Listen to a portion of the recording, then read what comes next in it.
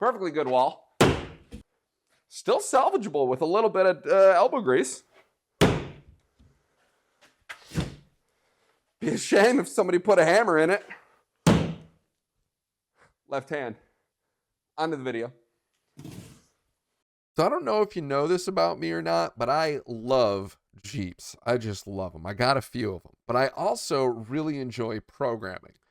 So I figured I would combine hobbies. It's also just kind of in my nature to combine hobbies. I love doing it all the time. Anyways, point being is we're going to program a bunch of the lights for my Jeep. And I'm going to walk you guys through all the little gotchas as we go along. Arduino controlled Jeep lights. It'd be a good time. Now, the first gotcha along the way here is, you should actually consider whether or not you want to do a custom harness. Typically, you want to keep your lights as simple as possible just because, these are super important pieces of your vehicle. Certainly wouldn't want you to be stuck in the dark because you don't have headlights. So, just consider maybe not doing this if your stock harness is mostly intact and you think you can save it. Just try and save it.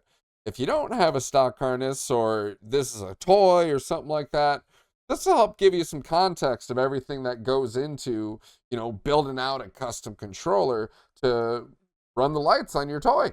Now, with that got you out of the way, the next thing to actually consider is what microcontroller you are going to leverage. I had a bunch of Arduinos on hand, so that's honestly what I went with. I actually didn't even check if I was going to have enough pins with the Nano, so I got lucky in that regard. But what I'm trying to tell you is, you could use something that, maybe had a little bit more power to it, so that way you could have like, CAN bus interface or maybe something that is, a little more off-road ready than an Arduino. I don't know, just throwing out some ideas. And just get a microcontroller and know how to program it. That's obviously the big portion. As long as you know how to do that, you'll be good. Now, I did actually, 3D print and design a case to hold everything. So that was pretty sweet. But after being in my Jeep for a little while, I did actually find a dead bug on the controller. And also there was some mouse poop. So maybe I didn't actually do that great of a design, but that's, neither here nor there. Now, the actual programming of all this, we'll definitely, dive into that. But just as a quick aside, I do want to let you know, I actually programmed it on Stream originally. And I designed the aforementioned box on Stream. So if you're into that kind of thing, I'm check out twitch.tv/SharkfaceLives. Heck yeah. Now, let's put the microcontroller talk on pause and focus up here on that wire harness. We're going to break it into sections of, each of the different pieces and talk about those. But for each of these different pieces / sections, you're going to have to know how much of your old wiring harness you're going to reuse, maybe switches or plugs, for example, versus how much you're just going to start fresh. For me, a lot of my stuff was hecked up, so we're going to get a chance to kind of, talk plug to controller here. You know what I'm saying? It's going to be good. First things first, let's talk about the headlights because they're up front and they're nice and bright. I had mentioned earlier, you don't want to get stuck out in the dark, so I figured, why not just have the headlights be on all the time? And then I'll only need the one relay to switch from the low beam to power on the high beam. No worries there. 5-pin relay, of course. Now, since I've got the headlight always on, I might as well have the running lights always on as well. That just makes common sense to me. So that's headlights, running lights. Now let's get to some serious stuff. Let's talk brake lights. For me, my brake lights actually never worked, so that was problematic. I had to, backtrace stuff and check schematics and all that jazz, but for you, it's hopefully just as simple as knowing, hey, power this wire, brake lights come on. And then, of course, find your switch as well. Brake light switch is super easy. Just check the brake pedal.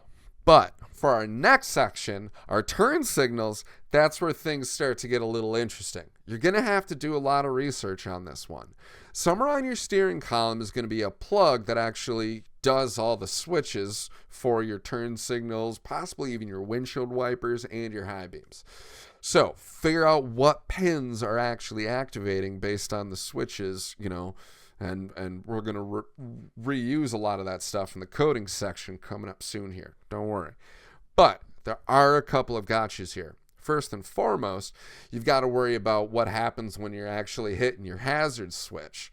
You know, in my case, whenever I pulled out my little hazard knob, it activated the pins for the left and right turn signals at the same time. So no additional pin for me. Your mileage may vary. The next gotcha is what lights you're going to be trying to power whenever you're doing your turn signal, especially when considering if you're braking at the same time. In my Jeep, it's really old, so the brake light and the turn signal in the back are the same thing. So that was weird. I had to worry about back left, back right, front left, front right, and have 4 different relays for all that jazz. Again, your mileage may vary. Now, for our next section, the windshield wipers, this is where things get a little bit silly.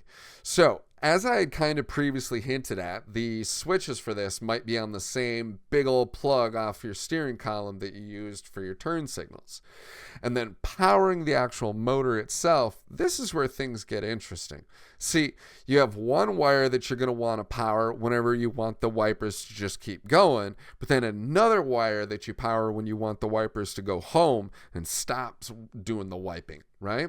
So, on your actual relay, you're going to have the power in, and then the one wire for going home whenever it turns off, and then whenever it turns on, that's, in my case, it was the wire for high. So that's the gotcha with windshield wipers. And of course, remember, don't power both the high and the 12-volt home wire at the same time. That'll blow your motor up. Ask me how I know. So that's all of the different features and sections handled. The next thing that I have to bring up, though, the final gotcha, is going to be actually powering your microcontroller. This is a separate consideration for powering all the sections that we just mentioned, specifically because, well, depending on your microcontroller, you might be able to just plug it straight into your car battery, or you might have to step it down to 5 volts or 3 volts or something along those lines with a buck converter. Finally, the coding portion of this video. See, when I had originally built this with the old setup, I had wired the switches through analog inputs on the Arduino Nano, and that's a very noob thing to do. So I rebuilt everything to leverage digital pins, but now I actually have to switch around the code. So that's going to be a great chance for us to break everything down, and I also need to test some bugs. So that's why I was building this earlier in the video. I streamed a lot of this code cleanup and ended up finding myself saying this little tidbit. Yeah, I don't want to heck this up. I hope this is going to work right. Having no idea how bad things truly were, I just continued on streaming and actually ran some more tests. Damn, it is not working.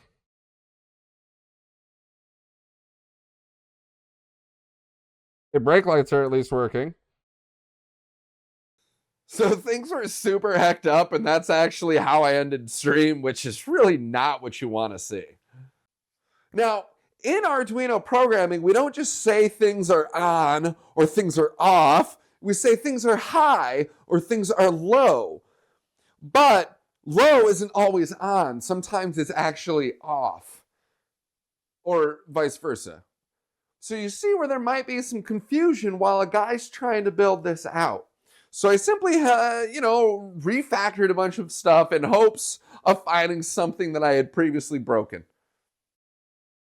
So we've got the brake light switch on pin D6. So we're going to ground out pin D6 and see if 2 relays turn on and just kind of stay on.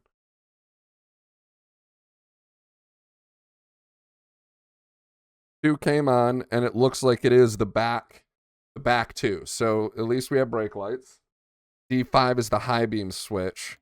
These 2 red ones should go off, and we should see a new red one here. They should just stay solid like this.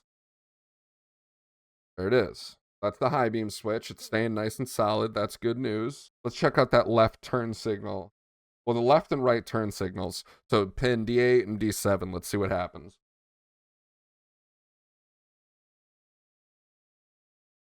Okay, so those aren't working. All right, D3 and D4, those are the wipers, so we should check those.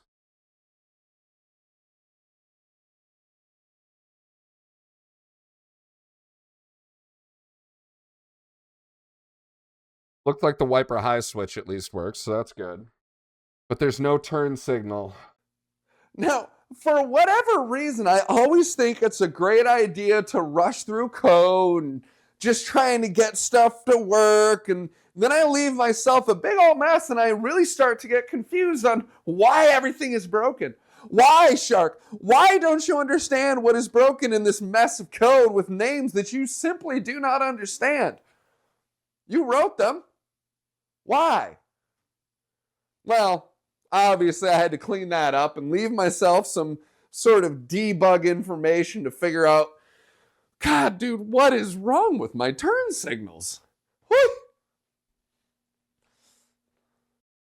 So here we are. We have the left turn signal activated, and what do you know? Two of the relays are blinking on and off. That's great. We're looking good. Now let us add more to the mix.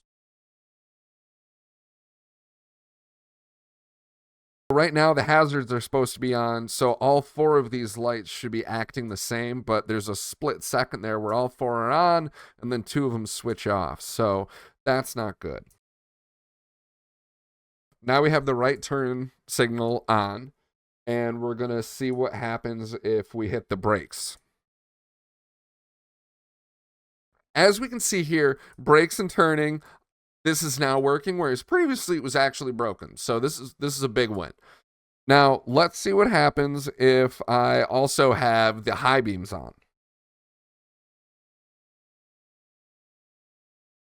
Okay, things are looking really good. We can brake, turn, and have the high beams on at the same time, which previously was actually broken. So things are looking a lot better. We really only have to fix the hazards. At this point, I'm starting to get pretty frustrated. I don't know what is going on. I've checked my code. The blinkers are broken, and I've got a function to update the blinkers. So if the blinkers are broken, then it's got to be the function to update the blinkers, right?